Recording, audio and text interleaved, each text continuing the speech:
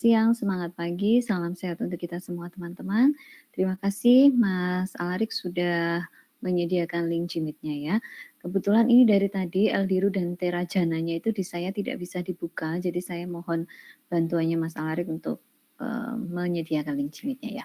Oke guys, sudah dibaca PPT-nya. Hari ini kita akan berkaitan mengenai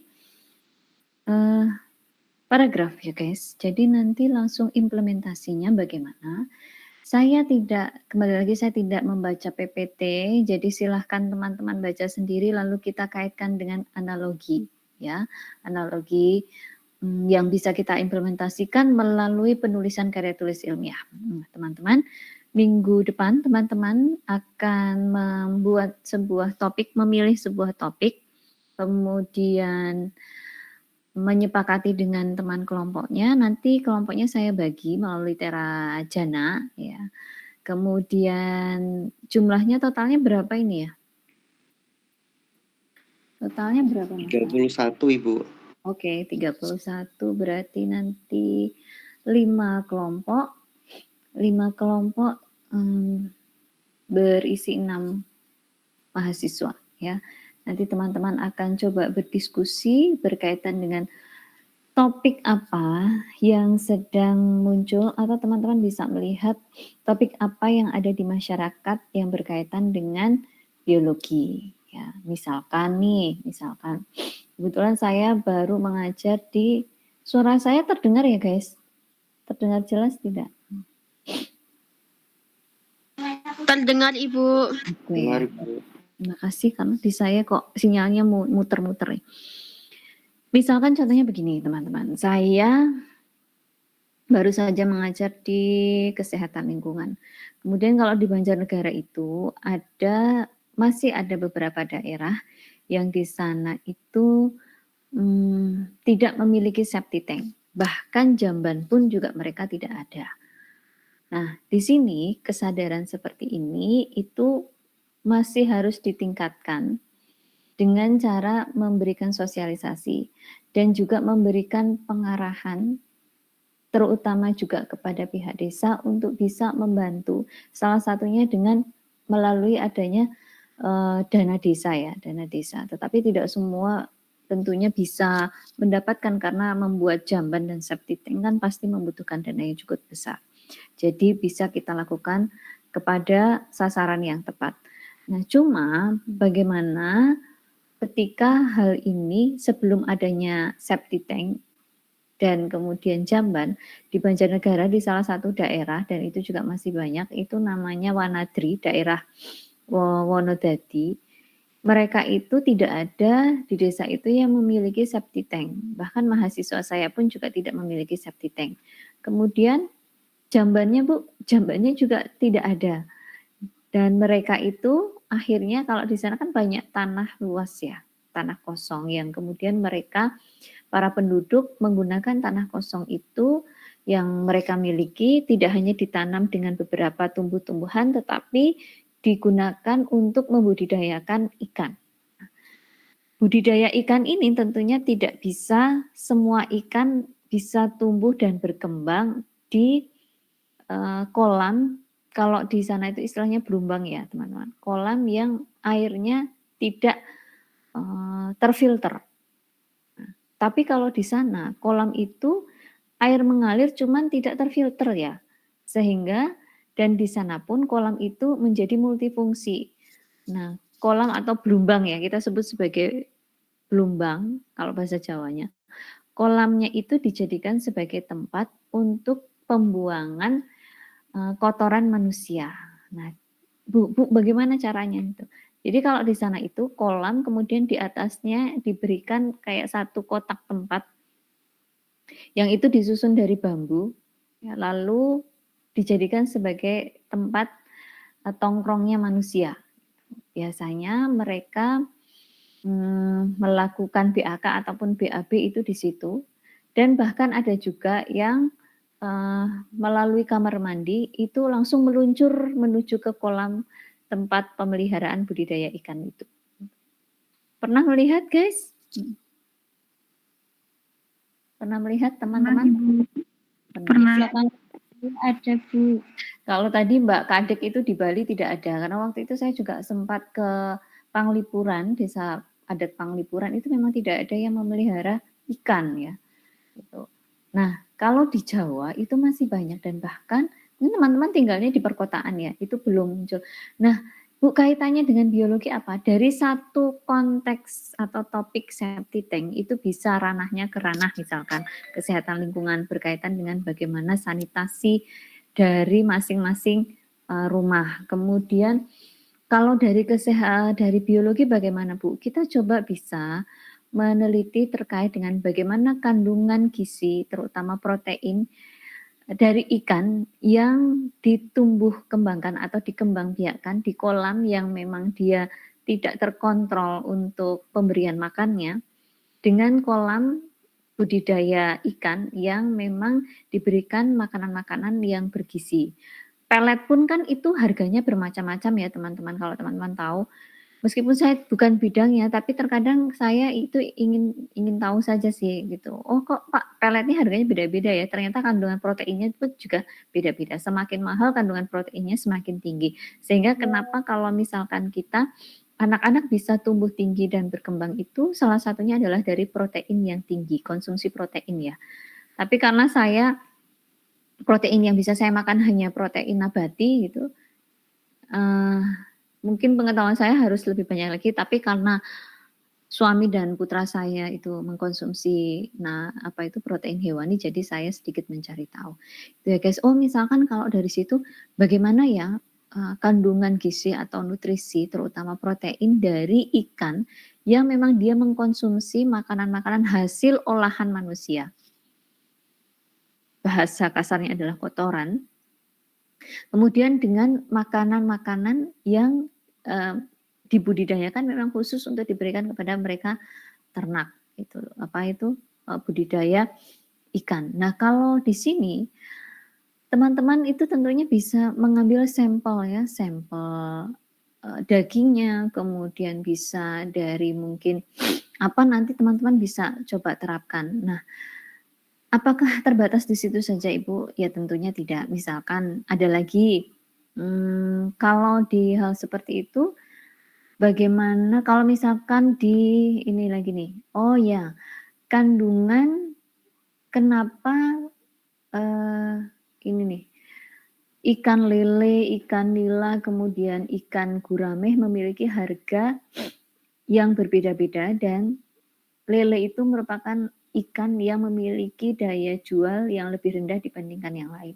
Salah satunya adalah bagaimana budidaya yang para petani lakukan. Kalau lele, tadi misalkan contoh, dia lele itu bisa hidup di mana saja, baik itu tempat kotor ataupun yang bersih. Bahkan kalau bersih, wong kotor saja bisa berkembang biak, apalagi bersih gitu ya. Tapi beda halnya, makanya kalau di desa-desa itu rata-rata mereka memelihara lele. Ada juga yang memelihara ikan mujair, tapi rata-rata mereka tidak berkembang dengan baik. Karena mujair atau nila itu juga membutuhkan sirkulasi air yang memang bagus gitu. Apalagi yang namanya gurame. Makanya teman-teman bisa coba lihat tekstur dan warna dari ikan lele, ikan nila, dan juga ikan gurame. Pasti yang paling bersih itu adalah ikan gurame. Kenapa? Karena dia hanya bisa hidup di air yang bersih dan jernih. Dan biasanya harus ada sirkulasi air filter yang ada di situ. Dan dia kalau dijual itu harus diberikan oksigen. Beda dengan lele dicemplungan saja dia masih bisa gitu. Ya tanpa ada oksigen. Kalau mujair itu juga susah-susah gampang. Tapi yang paling tinggi, makanya teman-teman bisa nanti teliti bagaimana tekstur atau warna yang ada dari ikan-ikan yang mengandung protein yang tinggi gitu. Ada juga ikan cana guys. Tahu ikan cana? Tahu teman-teman? Tahu Ibu, pernah melihat Ibu. Pernah melihat. Itu apakah bisa dikonsumsi guys? Bisakah dikonsumsi? Enggak. Masa? Enggak. Saya kebetulan pasca operasi sesar itu mengkonsumsi ikan cana setiap hari. Karena kandungan protein tertinggi pada apa sih namanya? Ikan itu jenis apa sih namanya ya? Ya, spesies ya. Spesies ikan yang memiliki protein tinggi, paling tinggi itu adalah ikan cana. Makanya harganya 1 kilonya itu bisa malah lebih tinggi dari ikan gurame. Dan sekarang kalau sudah banyak ekstrak kapsul ikan cana ya, dan itu kebetulan kami memberikan protein itu kepada kucing ya, kepada kucing yang dimiliki suami dan anak saya. Kalau saya takut kucing. Dan tumbuh kembangnya juga cukup bagus gitu. Kalau kita di pasca operasi juga membutuhkan protein tinggi, salah satunya kalau saya karena tidak bisa protein hewani, maka saya mengkonsumsi ikan cana gitu. Dan teksturnya itu seperti lele, cuma dagingnya lebih bersih dan lebih seratnya itu lebih terasa. Seperti ikan apa itu namanya, tongkol, tetapi beda rasa dan teksturnya sedikit lebih lembut lagi. Nah gitu. Oh, kalau di sini bagaimana ya ikan cana yang betul-betul ikan hias dengan ikan cana yang dibudidayakan khusus untuk konsumsi atau dibuat untuk olahan produk kapsul gitu. Nah, itu bagaimana teman-teman bisa coba nanti teliti ya melalui lab gitu, apakah memang benar kandungan protein tingginya itu berada di ikan cana gitu. Terus apa lagi ya guys kalau di biologi? Oh, tadi malah ada yang sampaikan ada bio apa ya namanya? Yang ternyata di dalam biologi juga menganalisis terkait dengan suara ya. Namanya apa ya guys? Setahu saya itu malah kalau biologi, kalau suara gelombang itu ranahnya di dalam ranah fisika, ternyata di biologi juga ada. Ada yang tahu? Lupa saya namanya. Apa sih yang mempelajari bidang biologi yang mempelajari terkait dengan gelombang suara? Ada tidak? Adakah? Tadi di kelas A kok ada yang menyampaikan ya? Gelombang apa gitu? Bio apa gitu lah namanya. Nah, itu kalau di situ saya belum bisa memberikan contoh karena saya kurang paham ya. Tapi kalau terkait dengan misalkan ada lagi nih guys di topik terkait dengan rekayasa genetik misalkan. Teman-teman suka melihat tidak ada YouTuber dan TikTokers yang dia memang merekayasa DNA yang digabung kemudian menjadikan sebuah hewan yang memang langka. Itu real atau tidak ya? Tahukah? Ada yang pernah lihat? Ada ya.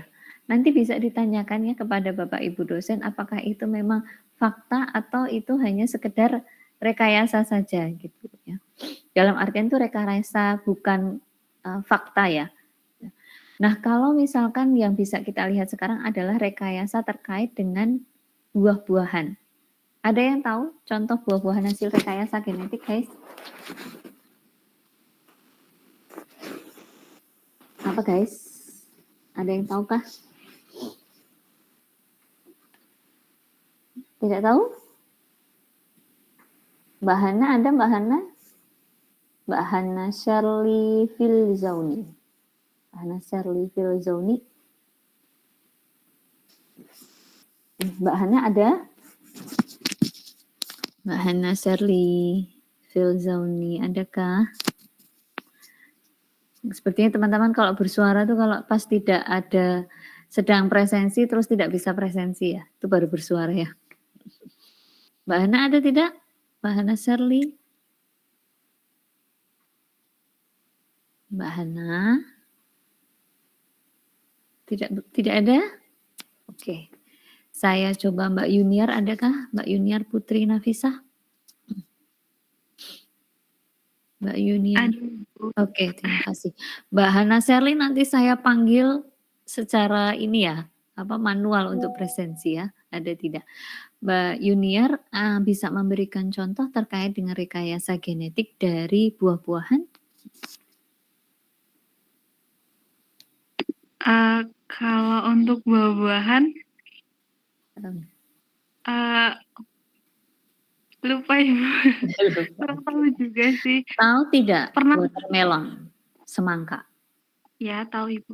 Nah, semangka pernah makan yang tanpa biji sama ada bijinya tidak? Itu Bu, anggur hijau yang tanpa biji Bu, yang kemarin baru viral. Baru viral ya. Itu juga ya. Kemudian tadi semangka yang ada biji dan tanpa bijinya pernah makan, Mbak? Pernah, Ibu. Rasanya bagaimana, Mbak? Rasanya Apakah sama atau beda? agak berbeda sih, Bu. Kalau misalnya yang berbiji itu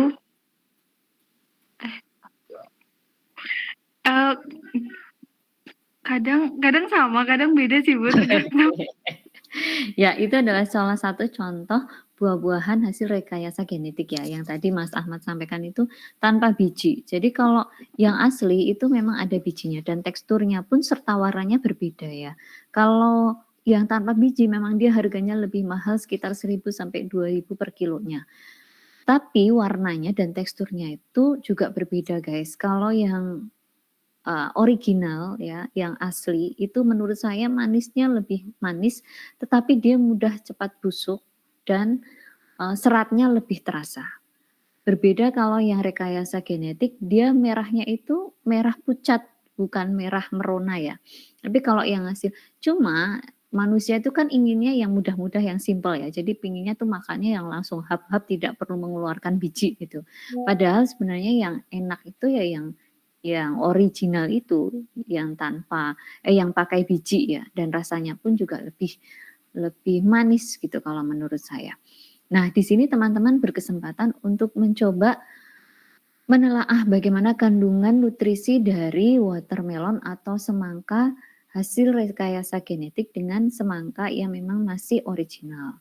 Jadi silakan teman-teman misalkan ke pasar atau ke supermarket, coba teman-teman kan ada lab ya. Nah, berarti di situ kan teman-teman bisa coba cermati bagaimana sih kandungan nutrisi yang ada pada buah rekayasa genetik yaitu semangka tanpa biji dan juga buah semangka yang pakai biji. Nah, kemudian kalau misalkan memang rekayasa genetik itu kan dia nanti membusuknya akan lebih lama dibandingkan dari mereka yang memang original. Ada juga nah tadi ya Mas Ahmad bilang apa itu namanya? Anggur yang tanpa biji, anggur hijau. Kalau dulu itu kan anggur blackcurrant, kok blackcurrant? Anggur yang hitam, anggur merah dan juga anggur hijau itu semua masih ada bijinya. Tapi sekarang ternyata muncul viral lagi yang tanpa biji. Nah, bagaimana orang mengkonsumsi? Apakah tidak takut dengan konsumsi seperti itu gitu atau memang lebih menyenangkan karena lebih mudah untuk dikonsumsi? Sama halnya dengan kita coba beda ya ketika rekayasa genetik dengan buah-buahan hasil hidroponik, itu kan beda. Kalau hidroponik kan bukan rekayasa genetik tetapi medianya itu yang berbeda. Medianya lebih kecil dan biasanya dia memang tidak menggunakan pestisida. Tuh. Tapi kalau rekayasa genetik memang dia dibuat khusus untuk memunculkan sama halnya ini guys, hewan ya. Apa bedanya ayam potong, ayam petelur dan juga ayam kampung? Mbak Yuniar bisa tunjuk temannya satu laki-laki?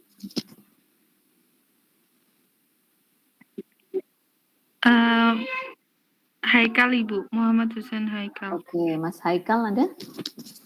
Mas Haikal? Atau tidur? Oke, Mas Haikal. Mas Haikal, apa bedanya ayam petelur, ayam potong, sama ayam kampung? Waduh, gitu ya. Kira-kira.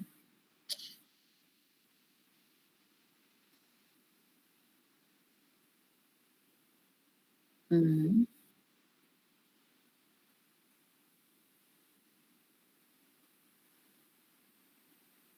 Apa aja masuk? Oke. Ayam potong, ayam petelur?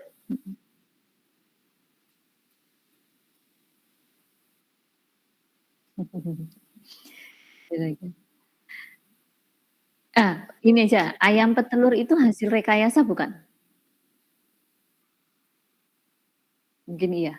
Kalau ayam potong, kenapa Mas?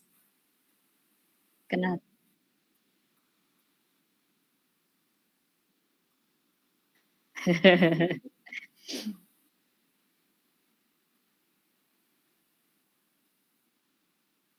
Oke, thank you Mas Haikal. Nah, ini nanti juga ranahnya masuk ke bisa di penelitian teman-teman juga ya. Setahu saya, ayam petelur, ayam potong itu adalah ayam yang memang dibuat khusus satu. Ayam petelur otomatis dia berjenis kelamin betina, karena memang dia dikhususkan dan dibudidayakan hanya untuk menghasilkan telur. Berbeda dengan ayam potong, kalau ayam potong itu kan memang dia dihasilkan memang untuk dibudidayakan, diambil dagingnya. Tetapi itu setahu saya ya, nanti bisa di cross check kepada Bapak Ibu dosen yang lain ya. Saya siap salah kalau misalkan besok diinformasikan lagi ke saya. Setahu saya mereka hewan-hewan tersebut itu untuk ayam potong dan ayam petelur itu memang hasil rekayasa genetik. Kenapa? Karena kebutuhan konsumen yang semakin tinggi, maka orang berpikir bahwa bagaimana caranya supaya kita bisa menghasilkan telur dan juga daging dengan kuantitas yang lebih banyak. Oh, kita bisa membuat yang namanya rekayasa genetik terkait dengan ayam. Seperti ayam potong. Ayam potong itu kan adalah ayam yang sebenarnya kalau tidak menggunakan rekayasa genetik usia 3 bulan, dia masih belum bisa dikonsumsi. Tapi ketika memang sudah dibuat dengan rekayasa genetik, ayam tersebut sudah bisa siap untuk dipotong dan juga dikonsumsi dagingnya. Kenapa? Karena kalau ayam kalau kita sebut sebagai ayam broiler ya, ayam broiler itu kan sering disuntik untuk memasukkan hormon supaya dia tumbuh semakin cepat kan, setahu saya. Berbeda halnya dengan ayam kampung. Kalau ayam kampung tadi Mas Haikal sudah sampaikan, dia bisa makan apapun. Dia tumbuh sesuai dengan porsinya, tumbuh sesuai dengan usianya. Kalau ayam kampung kan itu tidak ada rekayasa genetik. Dia tumbuh secara alami seperti halnya manusia. Tapi ada juga makanya sekarang case atau kasus anak-anak SD usia atau kelas 4 bahkan kelas 5 SD mereka sudah mengalami yang namanya haid. Kenapa guys? Ada yang tahu? Karena mereka sering mengkonsumsi yang namanya protein hewani hasil dari ayam rekayasa genetik tadi. Kebetulan keponakan saya itu mengalami hal itu. Jadi dia setiap hari harus makan yang namanya Kentucky, baik itu KFC atau McD, posisinya di Solo ya. Setiap hari, entah itu ayam yang di pinggir jalan, tapi harus ayam Kentucky. Yang akhirnya di umur dia kelas 4, mau naik kelas 5, dia sudah haid dan didiagnosa dia sudah kelebihan protein karena obesitas. Nah, di situ akhirnya dilarang oleh dokter untuk mengkonsumsi yang namanya ayam olahan, baik itu yang nugget, kemudian terutama ayam-ayam junk food siap saji, KFC, McD dan lain sebagainya. Nah, ternyata itu membuat meskipun dia sudah diolah, tapi dampaknya bisa tetap berada pada tubuh manusia ya guys. Protein yang terlalu tinggi dan itu hasil rekayasa otomatis tidak baik untuk tubuh kita. Nah, ini kan maksudnya harus bisa diteliti oleh teman-teman dari biologi juga. Apakah memang ini bisa? Sekarang kan juga banyak.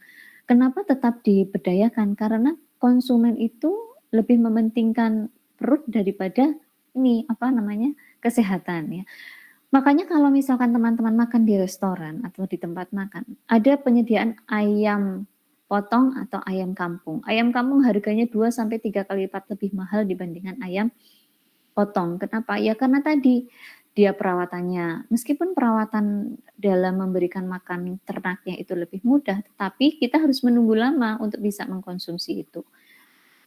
Beda dengan ayam potong yang dijual di pasaran, yaitu ayam broiler yang memang dia tumbuh sebelum waktunya, tapi karena rekayasa genetik sehingga dia bisa dikonsumsi pada usia yang masih muda, gitu. Nah ini makanya coba teman-teman lihat deh, kalau misalkan teman-teman itu beli yang namanya harganya juga beda.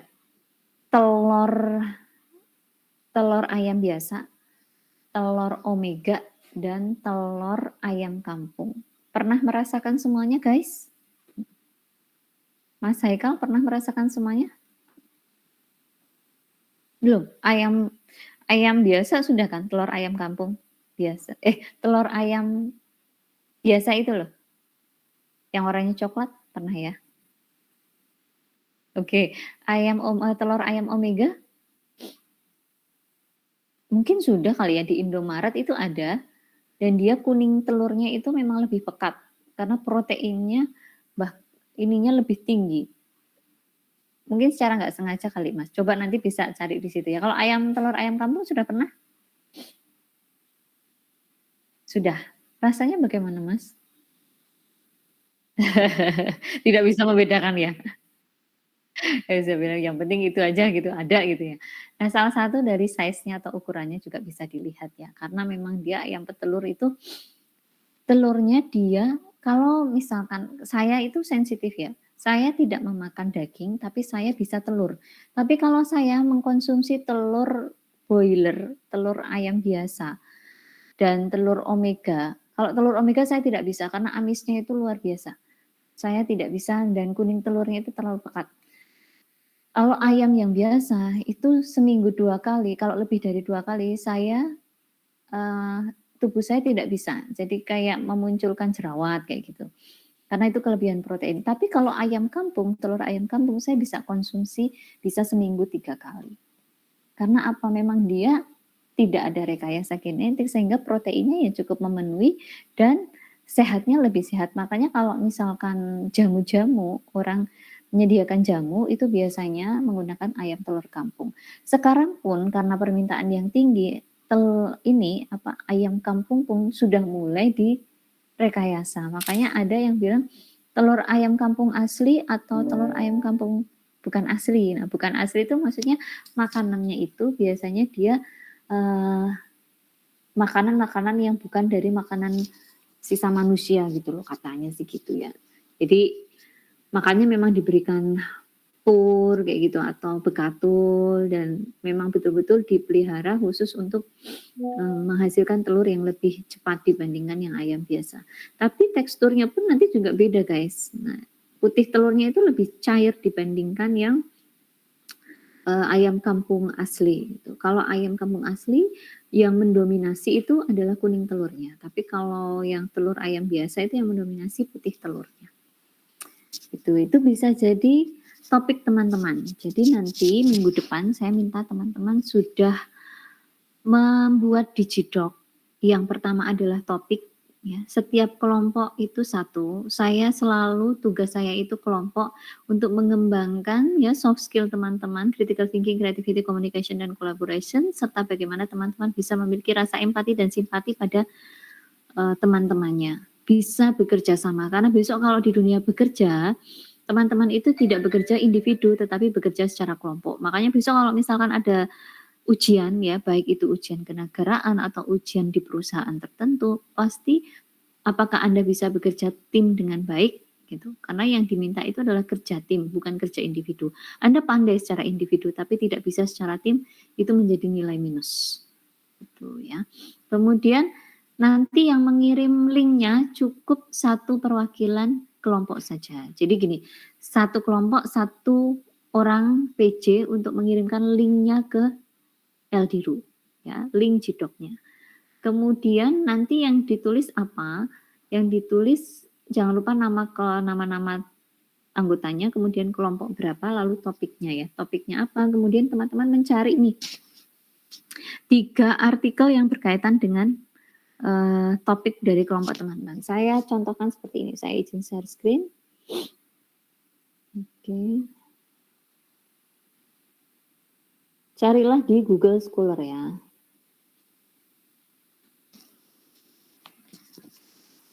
Lihat ya guys. Cari artikel di Google Scholar. Klik Google Scholar. Kemudian klik ini. Lalu teman-teman cari kira-kira rekayasa genetik. Misalkan ini terkait dengan buah-buahan, buah apa? Oh, di sini ada ya. Ini buah tanpa biji.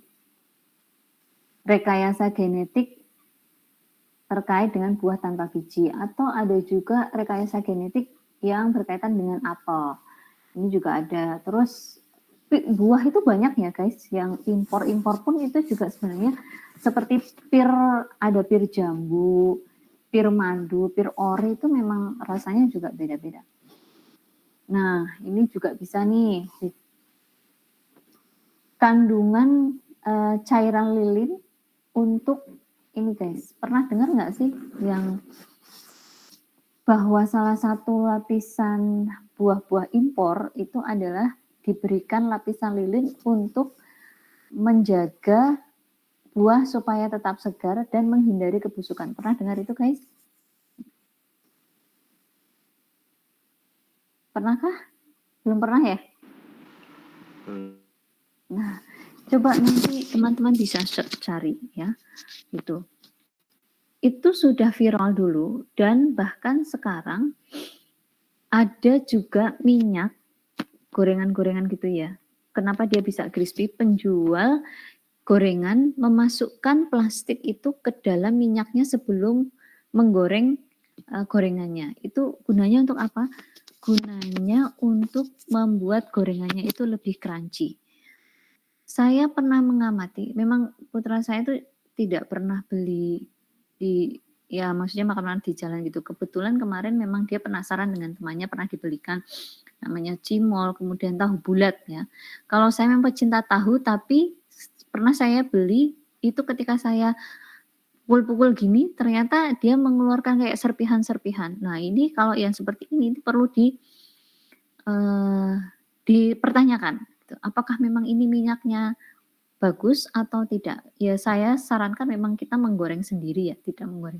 Kemudian ciri khas yang lain itu biasanya adalah gorengannya itu bisa crispy lebih lama dibandingkan kalau kita menggoreng itu kan biasanya sekitar 1 jam itu dia sudah kering ya, sudah tidak crunchy lagi. Tapi kalau di tukang goreng ini kok masih crunchy ya? Nah, itu juga perlu dipertanyakan. Ini pernah kalau dulu itu ada namanya insert investigasi ya. Jadi di situ mereka itu menginformasikan bahwa jualan gorengan itu kalau tidak pakai diberikan plastik di dalam minyak goreng itu hasilnya tidak maksimal. Lebih cepat mimpes, kemudian orang maunya yang baru lagi gitu. Bahkan mereka malah jadi yang rugi. Kemudian ada juga nih guys, kalau di Solo itu pernah ada kasus daging tempat makan dia merebus dagingnya itu menggunakan daging darah anjing guys. Ada yang tahu kenapa? Pernah mendengar itu? Pernah mendengar, Bu. Nah, alasannya kenapa? Supaya apa? Supaya empuk guys, gitu. Katanya itu supaya empuk. Karena kebetulan kan saya aslinya Solo ya. Di sana pun itu harus hati-hati. Tetapi beda halnya ketika kita di Bali. Mereka itu punya kultur budaya sendiri yang menghormati bahwa sapi itu merupakan, karena mereka basicnya adalah agamanya, kepercayaannya adalah Hindu, menganggap bahwa sapi itu adalah hewan yang disucikan oleh dewa. Nah, kalau di sana, salah satunya kebetulan saya pernah di Panglipuran, itu mereka memasak daging sapinya itu beserta dengan seluruh komponen yang ada di sapi itu. Ya darahnya, ya isi dalamannya, dan lain sebagainya. Pokoknya semua itu dimasak, tidak boleh ada yang dibuang sama sekali. Tapi itu tidak boleh kita, maksudnya gini, membandingkan dengan kultur budaya adat, lalu dibandingkan diteliti dengan yang terkait dengan akademis ya. Kalau itu kan sebuah kepercayaan. Dan kepercayaan itu kalau kita coba kulik, nanti malah kita yang kena. Tapi kalau misalkan teman-teman menelitinya, sampel-sampelnya, ambil nih sampel dari tempat makan warung X, Y, D, lalu teman-teman coba ambil sedikit, lalu masuk teliti di laboratorium bagaimana kandungan ayamnya, kandungan dagingnya, apakah memang fresh atau tidak, kemudian ada bakteri tidak. Nah, itu boleh gitu ya. Kalau di Solo itu pernah dimasak dengan darah anjing itu supaya dagingnya awet dan juga empuk, katanya begitu. Nah, Bu, apakah itu masuk ke dalam ranah topiknya biologi? Bisa kan? Bagaimana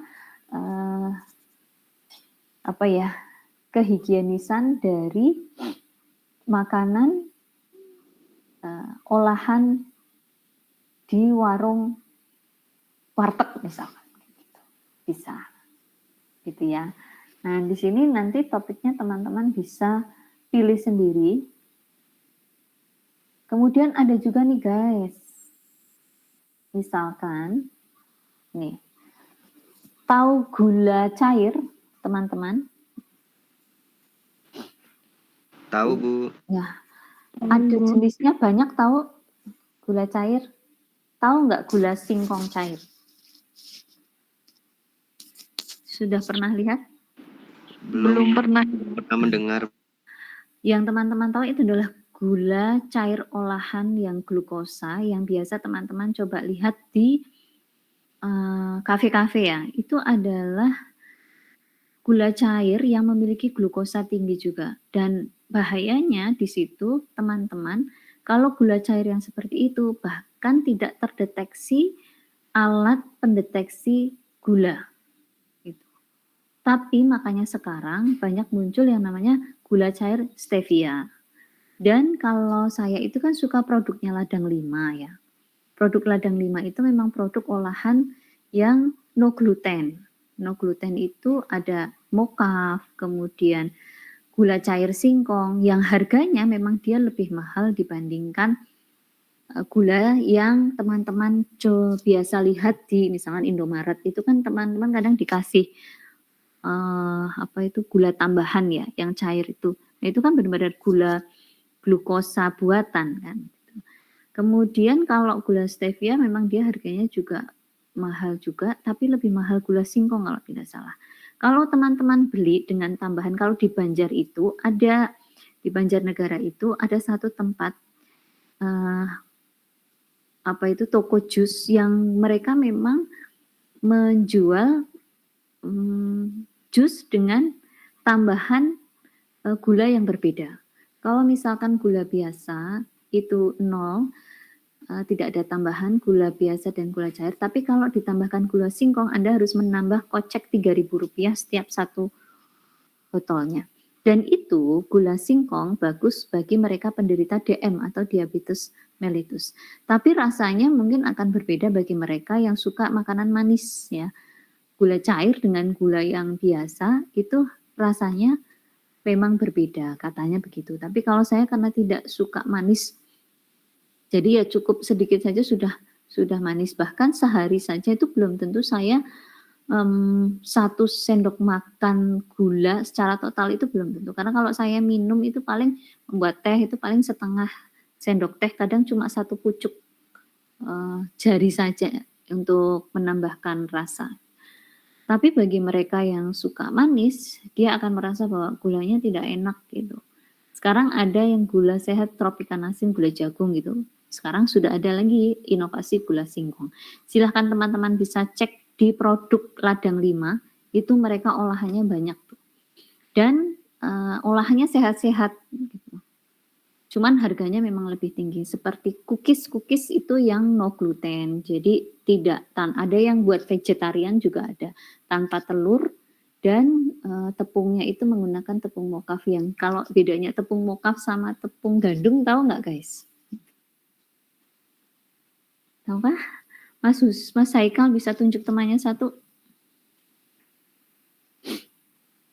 Perempuan. Siapa ya?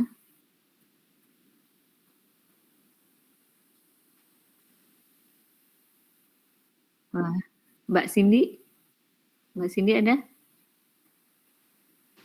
Ada, Ibu. Oke. Mbak Cindy, tahu nggak bedanya tepung mokaf sama tepung gandum? Kalau tepung gandum itu kalau nggak salah ya Ibu dapat dari kayak apa sih pohon gandum gitu. Kalau yang 100% gandum, bedanya yang bagaimana, Mbak? Kalau yang 100% gandum, itu biasanya tuh, apa ya, yang tinggi, yang biasa dijual. Yang biasa dijual, oke. Kalau tepung mokaf? Kalau tepung moka itu dari singkong, Ibu, Dari singkong. yang Ah, difermentasi. iya, ada tahu perbedaannya tidak? Perbedaannya mungkin yang satu dari singkong, satunya lagi dari gandum. Udah gitu aja. Oke, terima kasih Mbak Cindy. Coba kita diskusikan bersama ya. Nanti teman-teman bisa cross check juga kepada Bapak Ibu dosen yang lain yang tentunya lebih mumpuni dalam bidang ini. Setahu saya karena saya suka konsumsi yaitu tadi ya makanan yang memang kalau gandum yang biasa, saya suka roti gandum. Roti gandum yang real, dia teksturnya akan lebih kasar dan terlihat gandum-gandumnya. Ya. Dan tepungnya berbeda dengan tepung yang teman-teman temukan seperti Bugasari, yang segitiga biru. Itu bukan tepung gandum, tetapi tepung olahan yang memang memiliki gluten yang cukup tinggi dan diolah di dalam tubuhnya itu akan lebih lama dibandingkan tepung mokaf. Kalau tepung mokaf dia memiliki gluten lebih rendah, bahkan no gluten ya. Kalau tepung mokaf itu no gluten. No gluten itu setahu saya memiliki kadar gula yang 0 ya, kalau tidak salah nanti bisa dicek lagi deh. Dan pengolahan di dalam tubuh pun dia akan lebih cepat dan merasa kita itu lebih kenyang dan lebih sehat tentunya. Kenapa? Karena singkong itu memiliki khasiat yang cukup bagus juga terutama bagi mereka yang penderita MAH. Makanya kalau teman-teman itu suka tepung pati, tahu nggak? Kalau tahu tepung pati irut ya, itu tepung yang memang dari ubi yang bisa membuat perut itu menjadi lebih nyaman ya. Kebetulan saya suka konsumsi itu juga, bukan obat-obatan tapi kalau perut saya saya sedang kambuh, saya biasanya minum pati irut 1 sendok makan saya cairkan dengan air biasa kemudian langsung saya minum. Kalau nanti dicairkan dengan air panas itu jadinya bubur ya teman-teman. Karena dia akan langsung mengental. Kalau yang tepung singkong memang dia harganya juga cukup tinggi. Kalau teman-teman tahu, itu silahkan baca komponennya yang namanya Indomie sama Limonilo. Silakan teman-teman juga bisa cek di apa itu Shopee atau di online lainnya terkait dengan produk Ladang 5. Produk olahannya itu memang dia menggunakan tepung mokaf, kemudian seperti ini Limonilo itu kan dipanggang tidak digoreng. Minyak mie yang biasa ya, mie yang biasa seperti Indomie, Sarimi, itu dia akan tercerna sempurna sekitar 2 sampai 3 hari dalam tubuh setahu saya. Ya, tapi kalau tepung mokaf dia akan lebih diolah lebih cepat dibandingkan yang bukan mokaf. Sehingga kenapa mereka yang konsumsi mie instan terlalu banyak menjadikan badan itu atau tubuh itu menjadi gemuk. Karena apa? Karena dia 3 hari itu tidak habis untuk diolah gitu di dalam tubuh ya. Tidak tercerna sempurna gitu. Kan 2 sampai 3 hari. Gitu guys. Wah, ternyata Bu apakah ini berkaitan? Ya berkaitan lah sama biologi gitu. Nanti teman-teman bisa cari bagaimana kandungan dan tepung mokaf ini tidak dijual orang-orang ini ya, orang apa itu namanya? Penjual gorengan itu ya rugi kalau pakai tepung mokaf. Dulu pun sempat di Banjarnegara itu buka yang namanya warung makan mokaf, mie mokaf, ya, kemudian ayam mokaf. Jadi semuanya menggunakan tepung mokaf. Tapi ternyata minat dari masyarakat itu kurang karena harganya memang lebih mahal dibandingkan dengan yang biasa. Ini adalah salah satu contoh yang nantinya teman-teman akan implementasikan dalam kalimat efektif dan juga paragraf. Nah, kalimat efektif saya tidak akan menyerahkan nanti subjek, predikat, dan lain sebagainya. Kita tidak akan berpikir secara detail bahwa subjeknya apa ya, predikatnya apa ya, kan tidak. Tapi teman-teman langsung bisa mengimplementasikan bagaimana yang ada di konsep, kemudian dituliskan dalam sebuah tulisan. Yang nantinya setiap kalimat pembuka, kemudian penghubung, penutup, dalam satu paragraf itu harus berkaitan. Itu namanya kohesi. Tapi tidak hanya kohesi saja, kita juga harus yang namanya memperhatikan koheren. Ya, koheren. Apakah setiap paragraf satu dengan paragraf selanjutnya itu berkaitan, harus ada kata penghubungnya atau paragraf penghubungnya. Nah, nanti saya akan lihat secara langsung melalui implementasi tulisan teman-teman dalam membuat abstrak artikel. Gitu ya guys, dapat dipahami kah?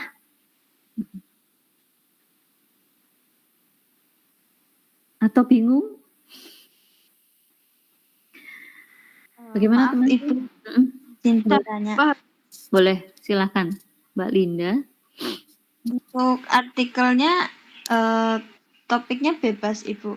Bebas Yang dong, penting tapi kalau bisa berkaitan dengan bidang teman-teman ya. Biologi ya biologi, kalau saya ada budidaya ternak ya berkaitan dengan prodi teman-teman gitu. Nanti saya yang akan mencoba mempelajari dan memberikan analogi gitu Mbak. Gitu Mbak Linda. baik Ibu, terima Oke, kasih. terima kasih. Saya tidak mau teman-teman saya paksakan untuk masuk ke ranah saya di bidang bahasa, tapi saya yang akan masuk juga ke ranah teman-teman gitu. Jadi saya selalu kaitkan kalau membuat abstrak artikel itu yang berkaitan dengan prodi teman-teman atau jurusan teman-teman. Supaya apa? Ada kesinergian bahwa teman-teman tuh bisa berpikir, oh fenomena yang muncul di masyarakat apa ya? Oh topik X nih. Kemudian permasalahannya apa ya? Oh ternyata ini nih gitu. Baru kemudian kita kaitkan menjadi sebuah draft proposal artikel gitu. Jadi nanti tapi sebenarnya ya teman-teman kalau pembuatan abstrak artikel itu juga kompleks. Ada pendahuluan, kemudian ada metode dan juga ada tujuan lalu hasil ya. Tapi nanti makanya saya akan pandu di situ. Gitu. Gitu ya. Nanti minggu depan linknya berarti dikirim maksimal karena ini Kamis berarti Rabu 23.00 ya. Apa 23.59? 23.00 cukup ya. Gitu, oke. Nanti ini saya langsung buat kelompoknya. Saya izin off cam dulu supaya sinyalnya muncul sambil teman-teman presensi ya guys. Atau sebelum itu mau ada pertanyaan dulu boleh? Silakan teman-teman. Menyikapinya itu bagaimana? Kamis pukul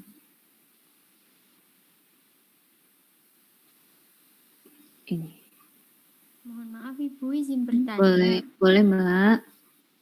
Ya, tadi kan ada yang Ibu mencontohkan ya, mencarikan 3 artikel untuk topik begitu Ibu.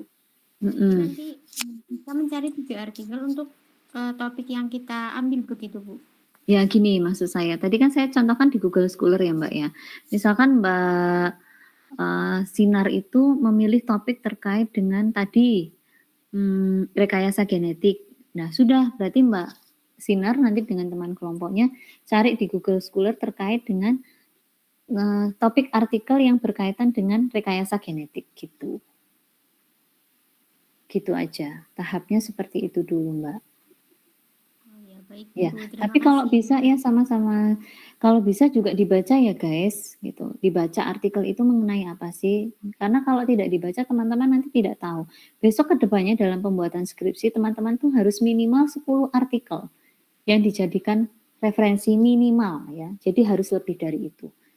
Dan harus ada kebaruan yang teman-teman munculkan dalam penelitian teman-teman. Makanya saya meminta teman-teman membaca artikel. Guys, ini saya share screen, silahkan. Kode OTP dulu ya.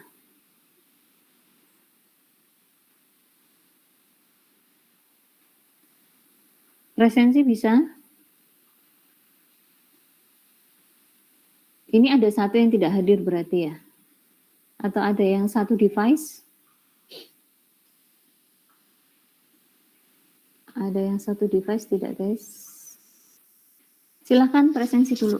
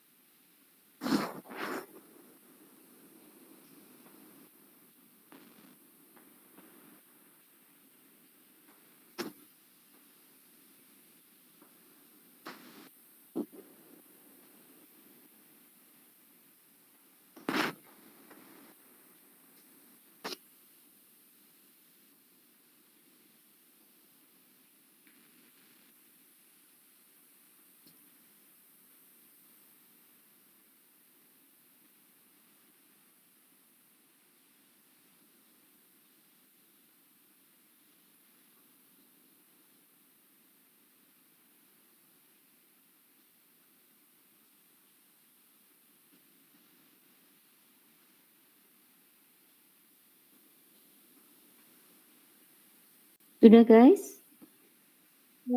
Sudah, Bu. Oke, saya tutup ya. Permisi Ibu, izin bertanya untuk pembagian kelompoknya bagaimana ya Ibu? Oke, ini langsung saya bagi.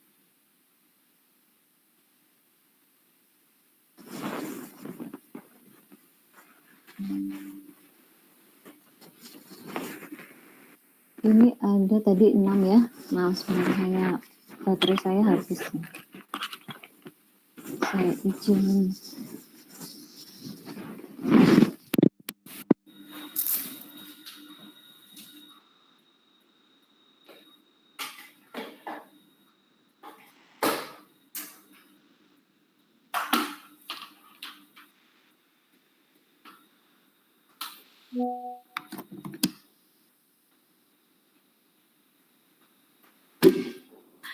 Baik, saya kirim ke Mas Talarik ya.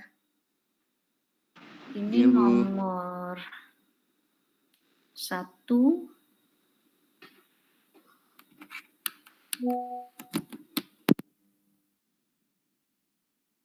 Saya kirim ke Mas Alarik. Jadi dari urutan 1 sampai 6, dari Mbak Hana sampai Mbak Intan. Mbak Hana Serli tidak hadir ya? Ini kelompok 1. 1 sampai 6. Terus dari Mbak Naswa sampai Mas Alarik kelompok 2. 7 sampai 12. Kemudian dari Mas Ilham sampai Mbak Dita.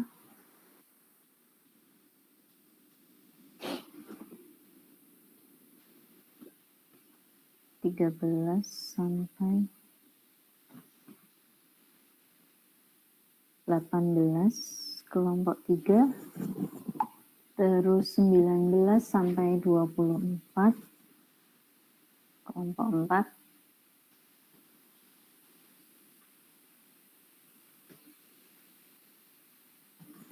Lalu 25 sampai akhir kelompok terakhir.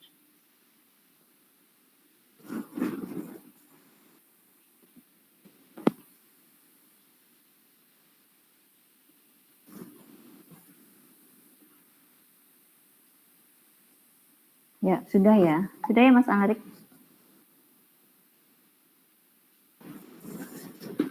Oke, Sudah, guys. Bu. Oke, thank you. Ini saya simpan dulu. Ini Mbak Nafizatun Fisil Makafah. Fisil Mikafah, apakah ada? Tidak ada juga? Oke. Sudah saya simpan. Nah, begitu ya, guys. Nah, jadi nanti kita coba cermati bersama fenomena yang muncul terkait dengan ranah bidang biologi. Jadi teman-teman itu sudah saatnya juga menginformasikan bagaimana kompetensi teman-teman tidak hanya di balik layar, karena orang berpikir orang laboran itu hanya berada di balik layar.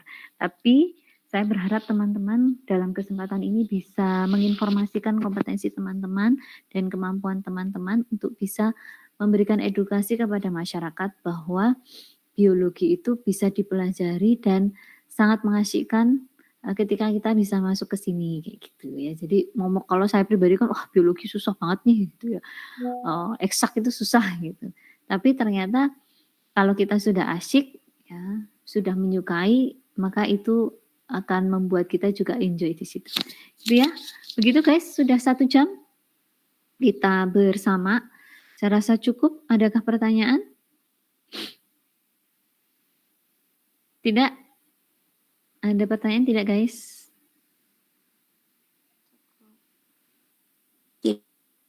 Cukup? Oke. Cukup. Baik, terima kasih ya teman-teman. Itu yang bisa kita pelajari pada hari ini. Minggu depan saya tunggu topik, kemudian alasan kenapa memilih itu, lalu 3 artikel yang berkaitan dengan topik teman-teman. Gitu ya. Terima kasih. Selamat beraktivitas. Wassalamualaikum warahmatullahi wabarakatuh. Terima kasih. Terima kasih.